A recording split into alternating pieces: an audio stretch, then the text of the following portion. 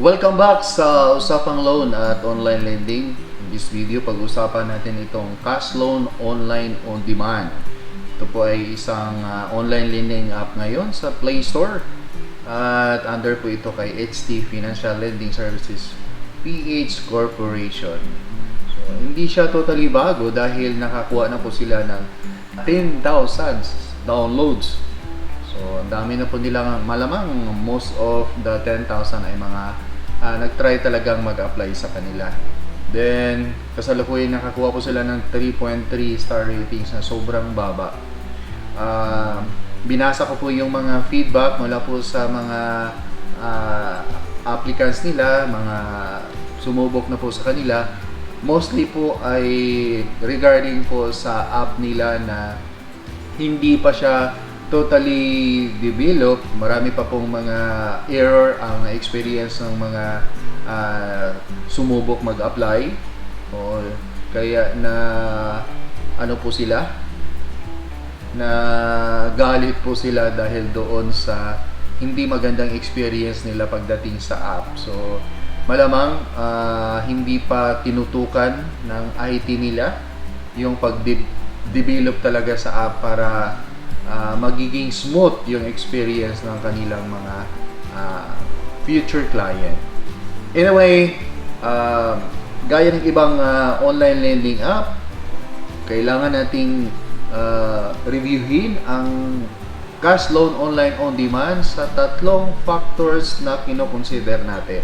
Unang-una, dapat po sa rehistrado sa Securities and Exchange Commission. Pangalawa, dapat hindi po siya loan shark. At pangatlo, dapat po ay hindi sila data privacy violators. So, unahin natin ang factor number 1. Rehistrado ba sa Securities and Exchange Commission si Cash Loan Online On Demand na under kay HT Financial Lending Services PH Corporation?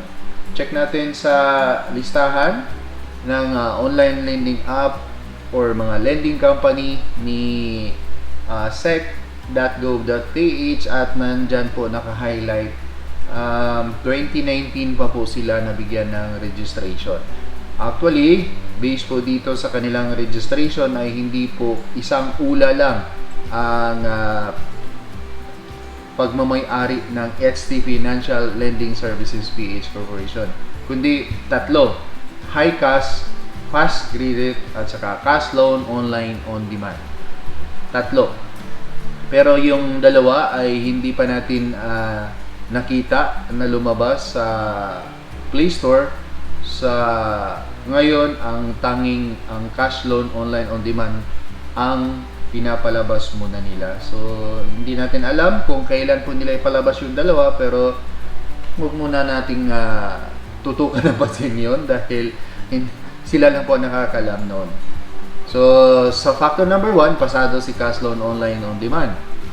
How about factor number 2? Kumusta naman itong Cash Loan Online On Demand? Loan shark ba to o hindi? So, kung babasahin natin ang mga comment, wala pong nakalagay doon na mataas ang interest at malaki ang processing fee. So, parang nahangin tayo dito.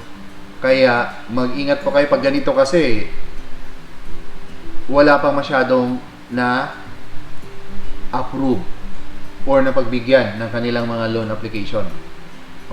Kasi kung marami na silang na-approve, marami na rin ang magsasabi at magbibigay ng feedback na ito nga si Cash Loan Online On Demand ay ganito, ganyan, mataas ang interest, malaki ang processing fees, tapos short term lang. Pero normally, yung pagiging short term ay halos lahat ata ng mga online lending app, lalo na mga loan shark, ay pinapairal talaga nila yung 7 days na term.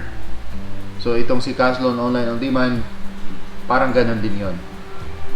So sa factor number 2, na alanganin pa tayo dito, kaya panawagan po sa inyong lahat na mga viewers namin na umutang na po dito kay Cash Loan Online On Demand, na i-share nyo po sa amin yung experience ninyo pagdating po sa loan computation, lalong-lalo na sa processing fee, interest, at saka yung sa term of payment.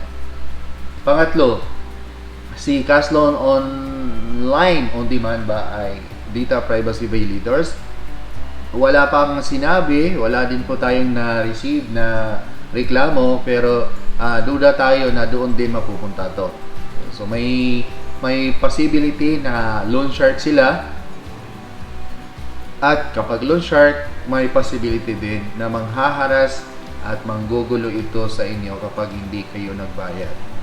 So, posible din na baka gagamitin or ginamit ito ng mga scammer.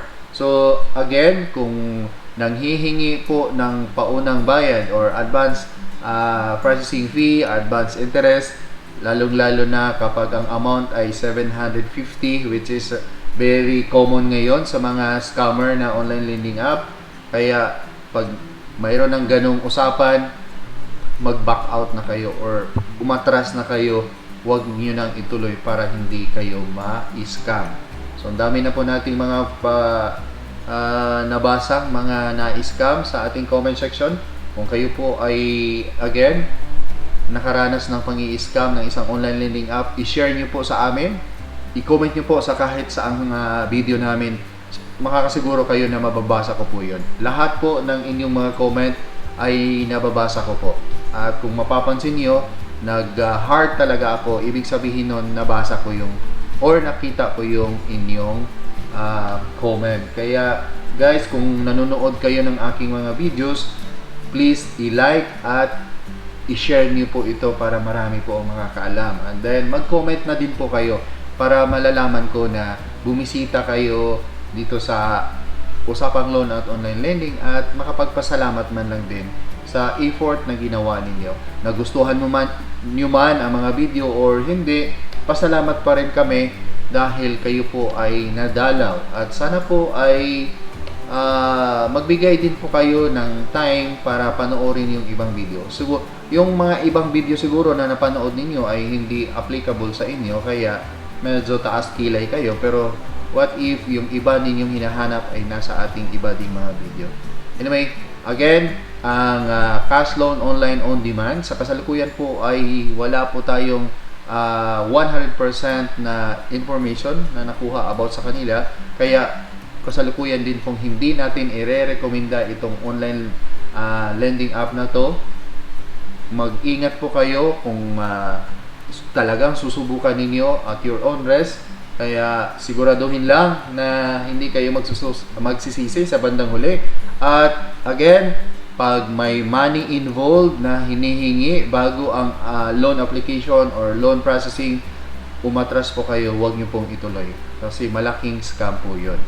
Ang mga online lending app, most especially ang mga loan shark, hindi po talaga sila naniningil ng advance fee, pero nagbabawas po sila ng malaking fee doon sa pera na na-approve sa inyo. Kaya at least kahit papano hindi kayo ng pera, hindi kayo nagpalabas ng pera. Pero kung scammer, sigurado ang scammer maniniguro talaga yan na makasingil or makakuha ng pera sa inyo bago yung mga ipapangako nila. Maraming salamat po sa inyong lahat. Sana po may natutunan kayo at shoutout sa lahat ng mga viewers natin. Sa mga viewers natin na hindi pa nakag-subscribe, please subscribe para palagi kayong updated sa ating mga bagong uploads dito regarding po sa iba't ibang online lending app, mga usaping loan, usaping pera at marami pang iba. So abangan nyo po ang next update natin, next review natin. At bago po ako magtapos, shoutout pala sa lahat ng mga subscribers ko, higit sa lahat sa aking mga members. Maraming salamat. Hanggang sa muli po, paalam!